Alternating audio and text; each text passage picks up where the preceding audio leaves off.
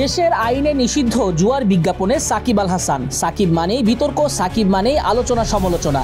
এই তো bowling action শুধরে আবারও ক্রিকেটে ফিরতে পারবেন সাকিব, কিন্তু এরই মধ্যে সমালোচনা শুরু হয়ে গেছে তার নামে। ক্রিকেট থেকে দীর্ঘদিন ধরে দূরে থাকা সাকিব আল হাসান এবার যুক্ত হলেন দেশের আইনে নিষিদ্ধ অনলাইন বেটিং সাইটের জুয়ার বিজ্ঞাপনে। এর আগে বিদেশে একটি জুয়া সাইটের ব্র্যান্ড অ্যাম্বাসেডর হয়ে সমালোচনার মুখে ফিরে এসেছিলেন তিনি। তবে বিভিন্ন ফ্র্যাঞ্চাইজি ক্রিকেটে খেলার সুবাদে ভিন্নভাবে বেটিং সাইটের প্রমোশন চালিয়ে গেছেন দেশসেরা সাবেক অলরাউন্ডার। রমজান মাসে সবাইকে দিয়েছেন জুয়ার দাওয়াত। ক্রিকেট থেকে দূরে থাকা সাকিব নিজের অফিসিয়াল ফেসবুক পেজে বিদেশি একটি বেটিং সাইটের প্রমোশন ভিডিও পোস্ট করেন, যেখানে দর্শকদের জুয়া খেলার বিষয়ে উদ্বুদ্ধ করেন সাকিব। বাংলাদেশ স্বাধীন হওয়ার পর 1972 সংবিধানে জুয়া খেলা নিরোধ করা হয়।